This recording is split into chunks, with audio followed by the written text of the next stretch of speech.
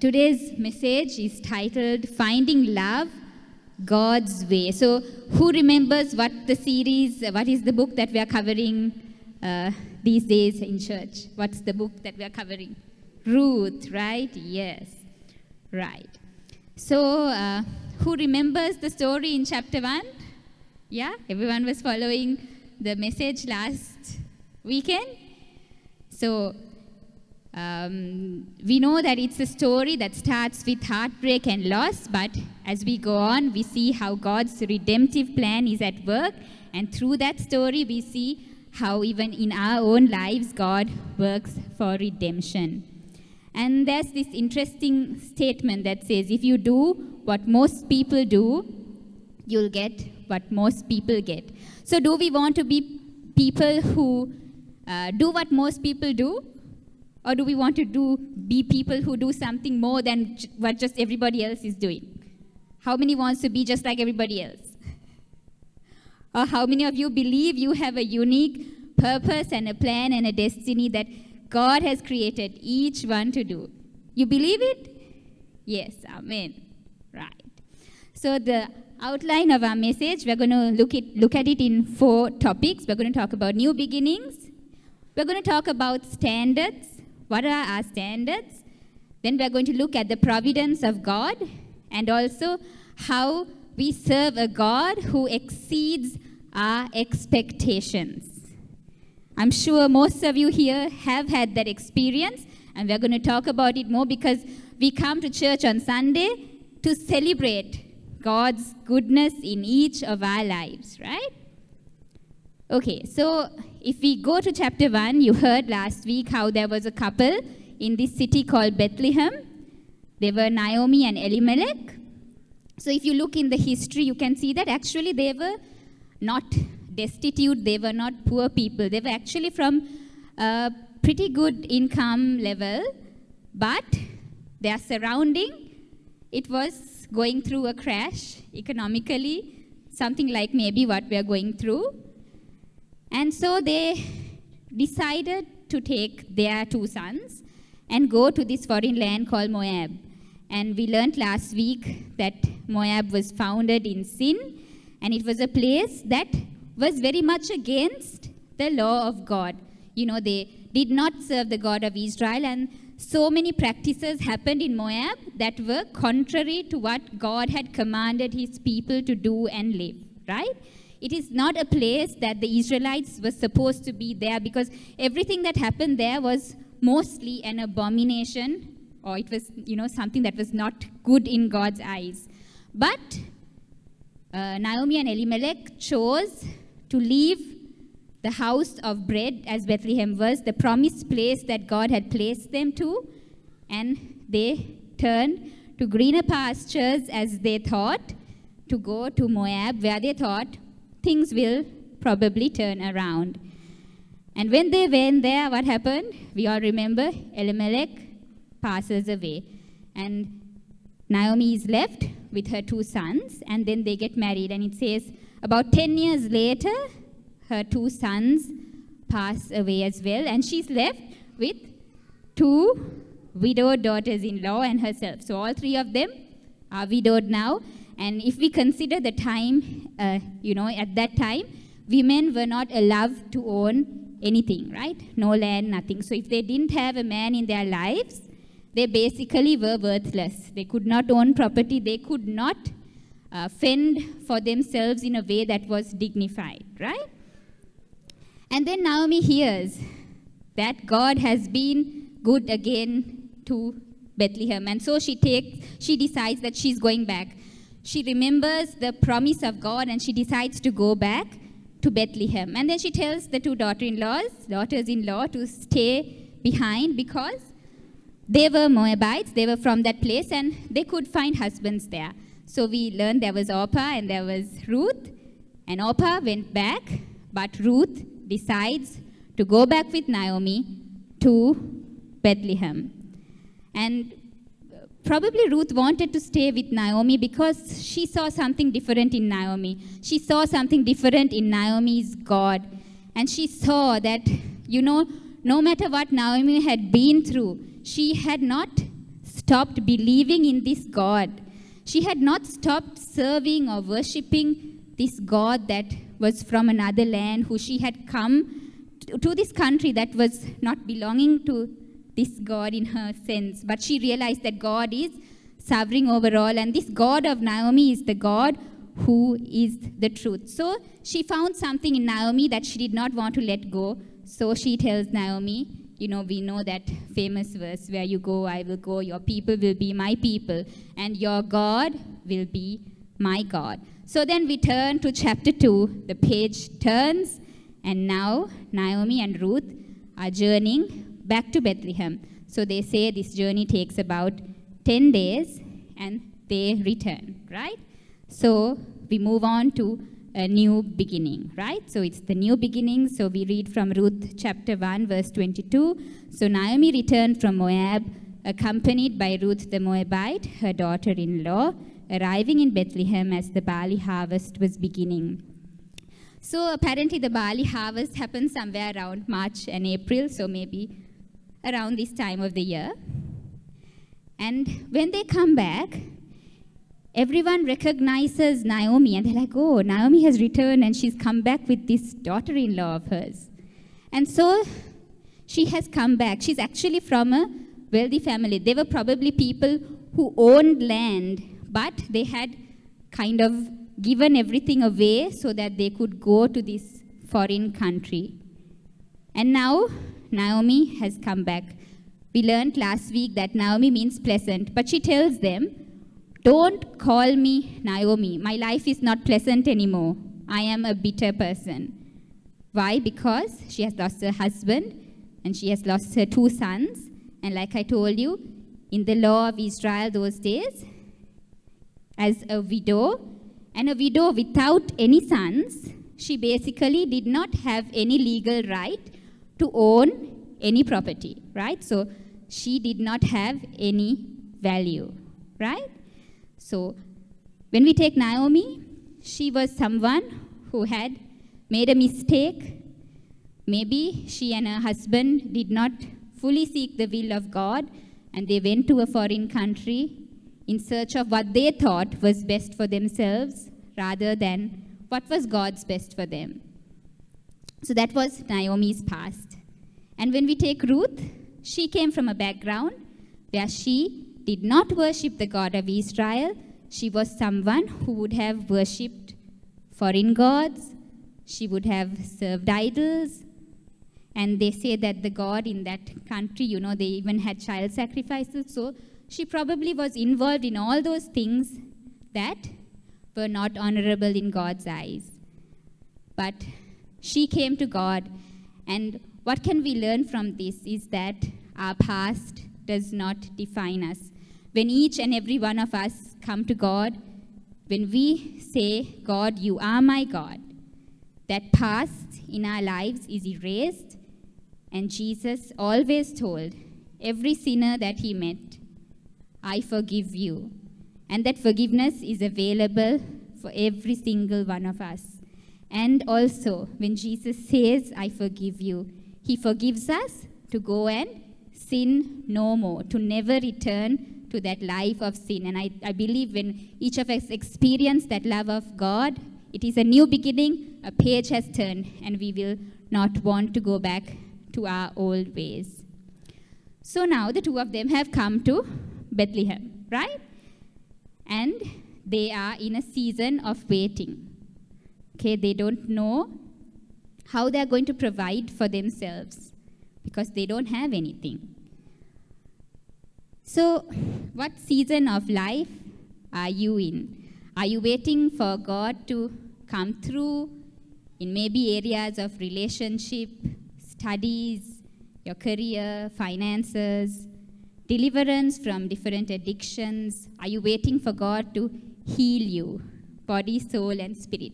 So something for us to think about in our seasons of waiting. Just like Ruth and Naomi, they have come. It's a new beginning, but they're waiting. What is our attitude? Are we those who complain, or are we joyful? Are we those who have hope, or are we worrying about what will happen, right? So we go to Ruth chapter 2, verse 2, which says, Ruth the Moabite said to Naomi, "Let me go to the fields and pick up the leftover grain behind anyone in whose eyes I find favor." So what was Ruth doing in her season of waiting? Do you think Ruth was waiting well? Was she just sitting around? Was she just waiting for things to fall into her lap? Or what was she doing in her season of waiting, in her difficult season? So what do we see Ruth doing here? Ruth goes into the field and she chooses to pick up the leftover grain behind. So just to bring some context, Ruth was probably in Moab from a family who did have means, because we know that Naomi was from a family that did own fields and all of that. But she chose in this season of waiting to do something that was maybe beneath her. She had to go into the fields and do the job that the poorest of the poor in society do. She had to pick up the stalks that people left behind just so that she could have food to eat at home. So both of them were sinful and were single, and some of them at that time, especially who were widowed, had to even get into prostitution because there was no other choice. Either it was hard work or something like that. But Ruth chose to do the difficult thing, the hard thing, just so that she could feed her family and take one day at a time so that they just could survive. So in this season of waiting, she chose to do what was right in God's eye, right? And we could all be going through different things in life, but if we choose to wait well, to have that attitude, okay, I'm going through something difficult, but God will make a way. God will do what I can't do for myself. So at that moment, she was trusting in the God of Naomi, who was now her God, who she saw had worked things out. And God does not define any of us the way that society does. And it's up to us to be faithful and hardworking in every season of our life. So, yes, we could go through difficult seasons in life, but with God, there's always a new beginning. The page can turn, and God can write a different story for us than what we know. And what assurance do we all have that if we believe in God, that we can have a new beginning? In Psalm 139, verse 16, it says, "Your eyes saw my substance being yet unformed, and in your book they were all written, the days fashioned for me, when as yet there were none of them."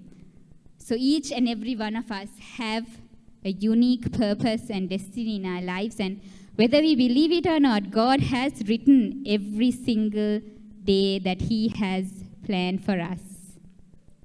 Right. And now we are going to move into standards. What is our standards? What are our standards?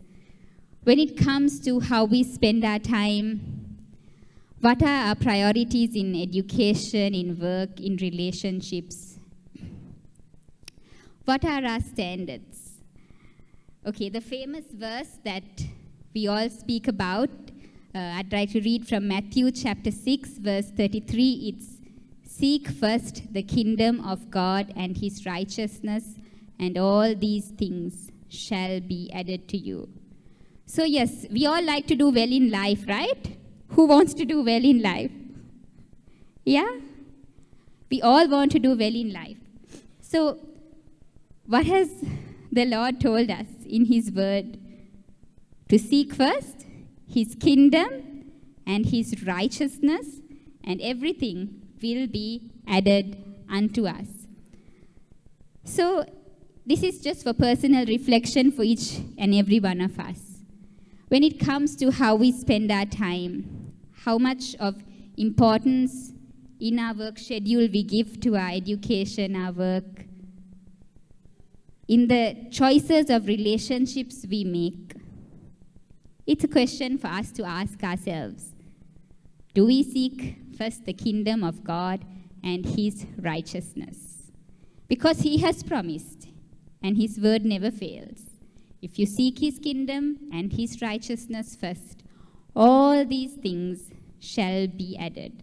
So if we doubt that, then we have to ask ourselves, are we seeking his kingdom first? So another thing that we have to consider is that we are not called to live somebody else's life. We never have to compare ourselves with anybody else because God has a unique plan for each and every one of us.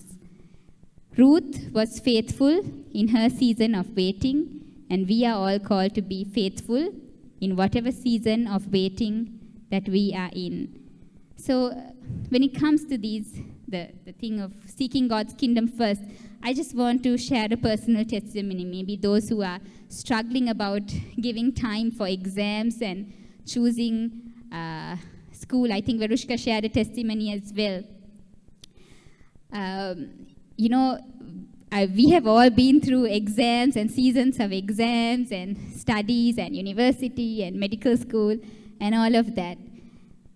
And I had to make a choice when it came to my time, where I would spend it.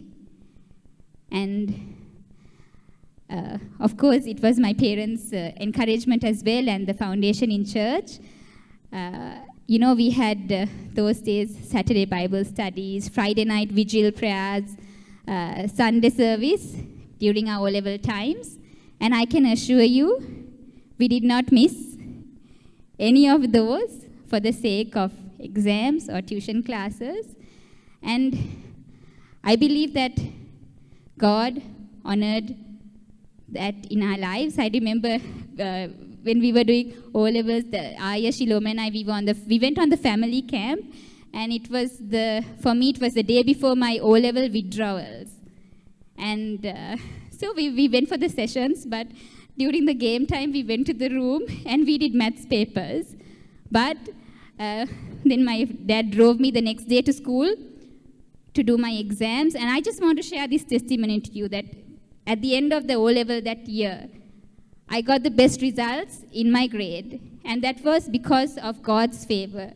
And it was not because of anything in me, but it's because we chose to seek the kingdom and his righteousness first. And those 2 hours, those 3 hours that you spend in church will not in any way take from how much you can achieve, because ultimately, yes, we give our best, but it is God who rewards and honors. So I just want to encourage students, if you're struggling with choosing coming to church versus your tuition classes, remember, everyone here seated here has some kind of testimony of how God has honored them. So I just want to leave it with you. Seek first his kingdom and righteousness. Then we have testimonies in work, right? In choosing life partners. Yes, we all have choices to make. And how when we seek God first, he adds everything to us. And his will is far better than what we want for our lives. So today it's also one of the main things that we are focusing on is relationships, right? Finding love God's ways. And when we look at the world's statistics, and what we generally see in society, we can see that people are more, getting used to being single, not wanting to get into committed relationships, sometimes not wanting children. And there are some cultural norms that we see. We see people living together before marriage. There are lots of friends with benefits relationships.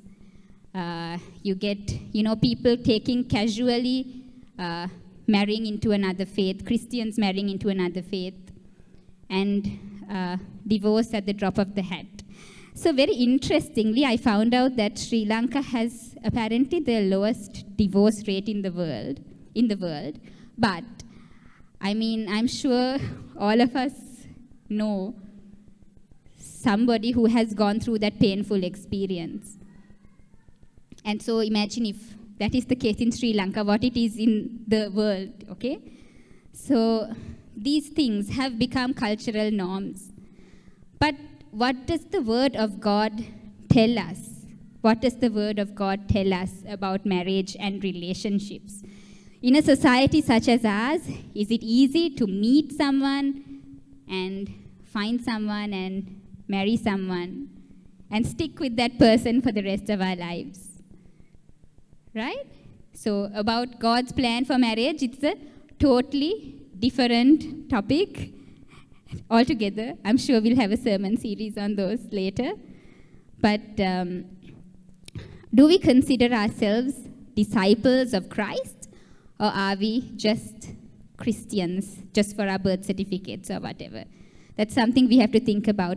Are we really disciples of Christ, and in every decision we make in life, do we want to honor God? Right?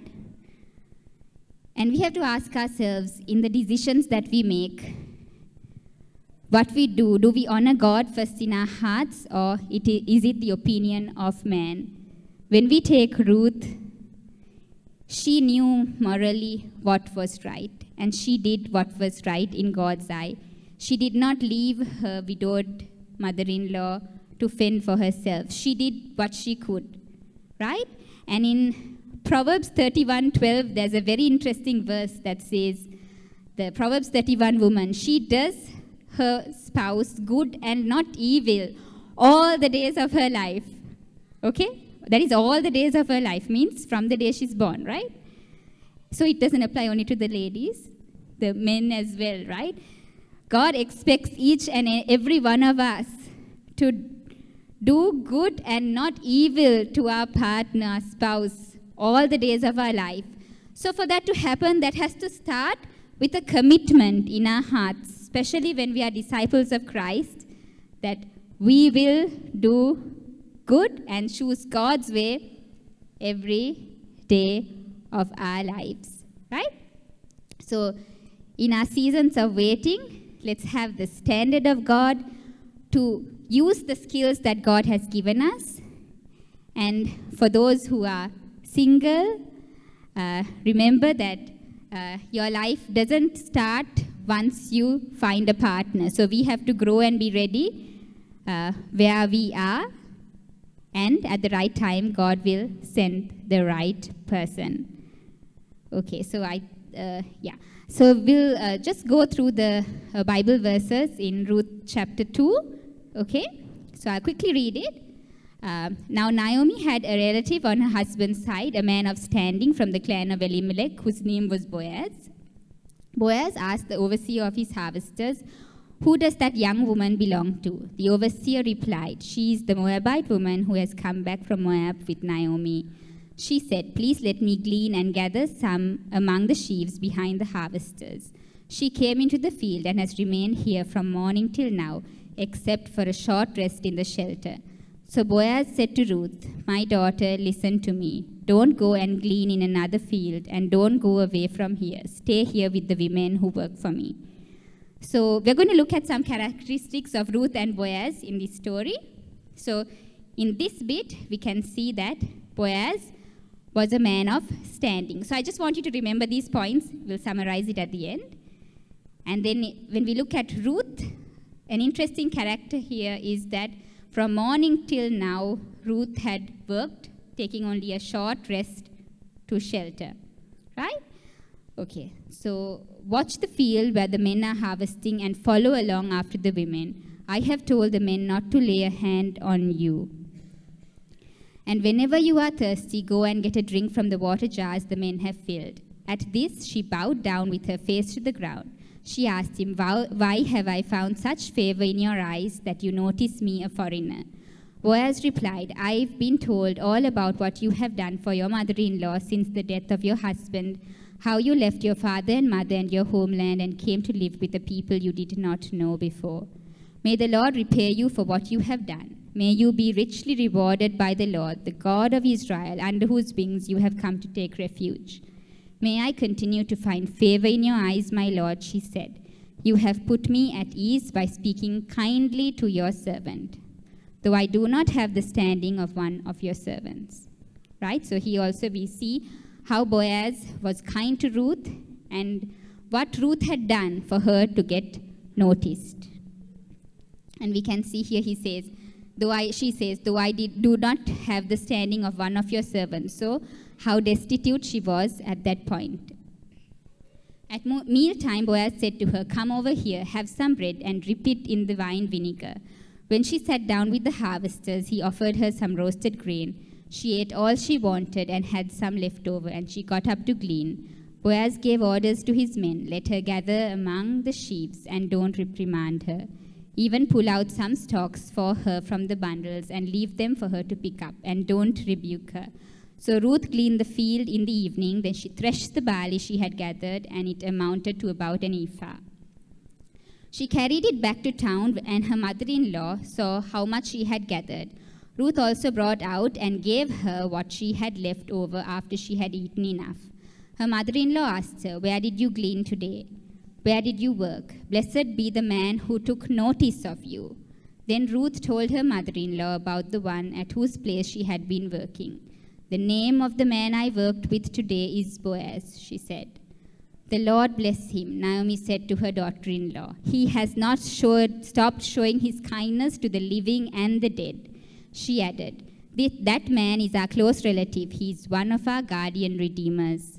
Then Ruth the Moabite said, he even said to me, stay with my workers until they finish harvesting all my grain. Naomi said to Ruth, her daughter-in-law, it will be good for you, my daughter, to go with the women who work for him, because in someone else's field you may be harmed. So we're going to just look at 4 points that stand out about Ruth in this story. We see Ruth, she honored God first. So for boys who are looking out for your potential wife, these are things that would be good to look out for. Find someone who honors God first in their values, in their morals. You know, for each and every one of us, we have to ask ourselves, do we just follow the trends of the world, the fashions of the world, or do we choose to honor God in every one of these things? Ruth was also loyal. She was a very loyal person to her family. She was a hard worker. And she listened to those who had her best interest in heart. In Ruth's case, it was Naomi. Naomi told her what was in her best interest, and she followed Naomi's advice.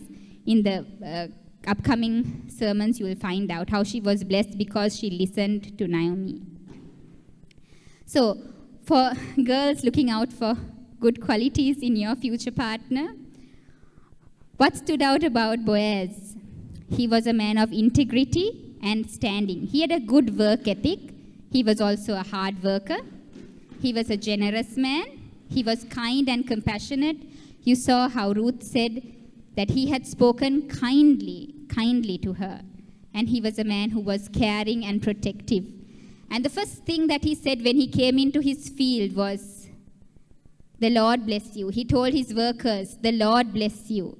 And they said, you know, we bless you back too. So when you are considering a life partner, if that person does not talk about God within your first few meetings, and you consider yourself a disciple of Christ and you want to be fully committed to Christ, you should think twice whether you want to commit to somebody who doesn't want to talk about God or who doesn't want to live about God. Okay. Yes. We have this QR code that will come up. Unfortunately, I cannot show you the answers because we have a technical issue, but I just want you to take a few minutes and answer the question, what does love mean to you? So I will be getting the answers on my laptop.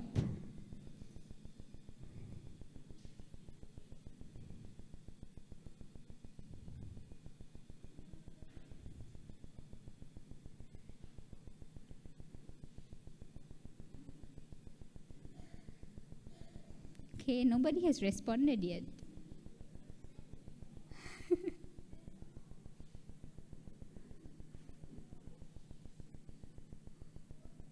Okay, commitment, kind, caring, affection, working together, compromise. Yeah, we're getting a nice word cloud coming up. So kind and caring are the words that are bold mostly. We'll share the picture of the word cloud on the WhatsApp group later. Okay. Right, so we'll go to the next Bible verse. That is 1 Corinthians 13, verse 4 to 7. Something all of us have heard so many times, this verse. Love is patient and kind. Love does not envy or boast. It is not arrogant or rude. It does not insist on its own way. It is not irritable or resentful. It does not rejoice at wrongdoing, but rejoices with the truth. Love bears all things, believes all things, hopes all things, and endures all things. Right. So, for each and every one of us, we have to ask ourselves if we are these things before looking for it in another person. Right?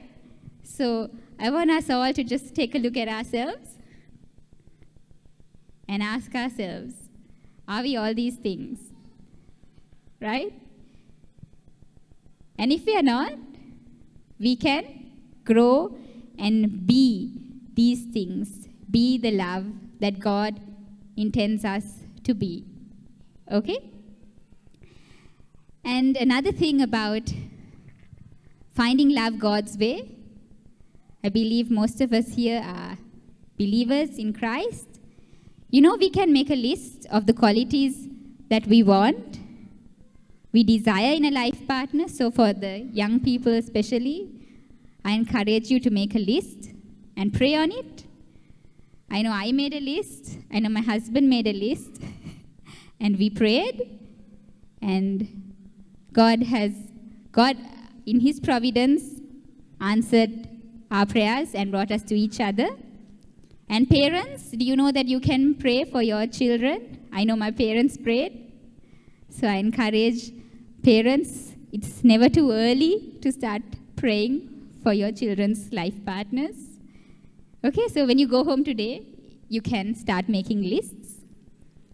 But also remember that in these seasons of waiting, especially if you're waiting for a life partner, don't make finding your spouse an idol. Ruth didn't go into that field looking for Boaz, right? She didn't go into that field looking for a husband. She went there to glean, to find some food so that her family could eat. But God, in His goodness, even provided her that lifelong partner that she needed for redemption, right?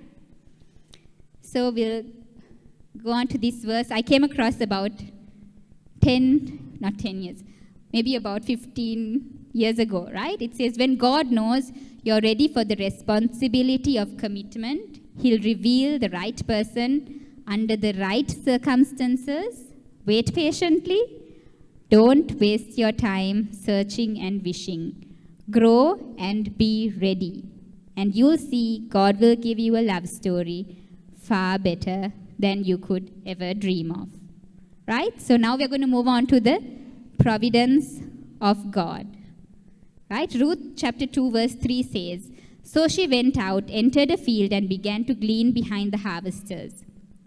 As it turned out, she was working in a field belonging to Boaz, who was from the clan of Elimelech. Right? So it just so happened that Ruth walked into the field of this person called Boaz, who was the family redeemer. I don't know how many of you all know about the concept of family redeemer, but in those days, if a man dies, the closest next relative could marry the widow, and if he does that, he could buy or get the property back to the widows in that family, right? So Boaz was one of the closest in Elimelech's line. So through the providence of God, that is, some people say coincidences, but as believers we say this is the providence of God, He orchestrated the circumstances so that Ruth would be in Boaz's field. And so Naomi tells her to convey this message, and we see, I think we are going to have, more sermons coming up on this, how God redeemed Ruth through these circumstances. Right? God makes divine connections for us. So when we are faithful and we are in the place that God wants us to be, He will make those divine connections for us. Right? And we do it God's way. And now we'll move on to the scripture in Romans 8, verse 28 and 35 to 39. It says, "And we know that all things work together for good to those who love God, to those who are called according to His purpose. Who shall separate us from the love of Christ? Shall tribulation or distress or persecution or famine or nakedness or danger or sword? For I am persuaded that neither death nor life, nor angels, nor principalities, nor powers, nor things present, nor things to come, nor height, nor depth, nor any other created thing shall be able to separate us from the love of God which is in Christ Jesus our Lord." So, how many of us believe that we are loved by such a great love? Right? Nothing can ever separate us from the love of God. No matter what season, no matter what circumstances you are going through, God works all things for good. And when we choose to do God's thing, God's way, God will always give us that assurance that He's there for us, that He loves us, that He meets our need. And no matter what situation you are in, you do not ever have to feel alone, because nothing, absolutely nothing, can separate you from the love of God. So I encourage you, if you don't know this verse by heart, just try to memorize it. And when you are in a low place in life, remember, God has said in His word that nothing can separate you from God. Maybe it was this assurance of God's love that Naomi had that brought her back to the house of bread. It was this love of God that Ruth saw in Naomi that she sought after. And I want to encourage also young people, when you're searching for a life partner, don't look for love that completes you fully in another human being, because only the love of God can fully complete us, right? So especially, sometimes people say it's okay, you can just, sometimes people think compromise is okay, but if you really, as a disciple of Christ, love the Lord with all your heart and mind and soul, can you become one with someone who denies the existence of God? So there's something for you to keep in your hearts. Will you ever choose someone who denies God exists as your life partner? Something for us to take home, and for us from this word to grasp into our hearts that absolutely nothing can separate any of us from the love of God. And we serve a God who exceeds our greatest expectations, our greatest desires. In Ephesians 3, verse 20 to 21, it says, "Now to Him who is able to do exceedingly abundantly above all that we ask or think, according to the power that works in us, to Him be glory in the church by Christ Jesus to all generations, forever and ever. Amen." So what do we see in Ruth's story? She came as a foreigner to Israel. She renounced her old ways. She waited well, and she followed God's way. She didn't do things her way. She did things God's way, honoring the commandment of God. And she could have actually got married to anybody. And there's a verse that says that Boaz told Ruth, "Blessed are you of the Lord, my daughter, for you have shown more kindness at the end than the beginning, in that you did not go after young men, whether poor or rich." Ruth understood God's purpose in this story through That, that if she gets married to the kinsman redeemer, there was a greater redemption, a greater blessing that was going to come. So she didn't go after a momentary gain. She went after the way of God, and she was blessed, right? She was provided in the field while she was there, and then Boaz redeemed her. And we know that she is recorded as the great-grandmother of King David, and she is recorded in the ancestral line or the genealogy of the Messiah. So do you think Ruth knew that she would one day be in the genealogy of Jesus when she just told Naomi, your God is my God? Did she know that? Absolutely not. She didn't. But she chose. She chose to do God's thing, and she chose to do it His way. So each of us have decisions to make in life. We all have needs. We all have difficulties that we go through. So, yes, we could be stuck in a place of need, of want, of needing deliverance, of needing healing, of needing companionship, of needing relationships, of wanting to be or needing to be a blessing to somebody else.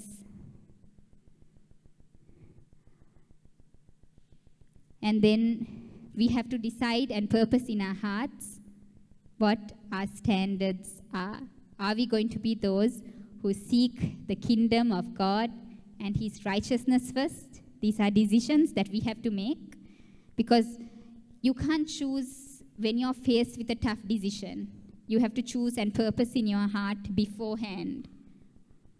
Am I going to choose for God in all the decisions I make in life? And we have to be so glad that we serve a God who knows our end from our beginning, and His providence just amazes us. And He's a God who exceeds our expectations. So I would like the worship team to come up. And I would just like us all to get up onto our feet and just take a time to be quiet before the Lord. Is there a chapter that you need to change in your life to turn the page around? Do you need to turn a page in the book of your life? Do you need to be delivered from something? Do you need healing?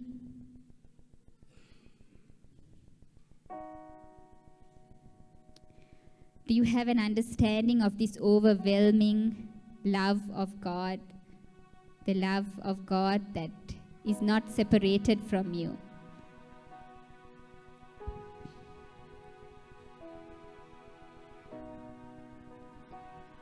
And I just like each of us to just step up to the altar. This is not about someone coming and laying hands on you, but the altar is a place where we meet God and make a covenant with Him. The altar is a place where God can meet us. So I just want to encourage us all just to come up, because praying a prayer at your chair, yes, it has power, but we can see a lot of decisions that people made at the altar. Those were covenants, and God remembers covenants. So if you have any need in your life, I don't believe there's anyone here who has absolutely no need in your life. I just want us to come up to meet God. You're not responding to a person. You're coming up to the altar to meet with God. Just I encourage you, church. Please come to the front. Please come up to the altar of God just to meet with Him. As the Spirit flows, come forward. And we're going to ask God to meet our needs, our deepest needs, our need even maybe to be a blessing to somebody else. Just come and soak in the love of God, because He wants to be here. He wants to meet our needs. He wants to change our lives. He wants to be that person who meets our needs. and He wants to give us a revelation of His love.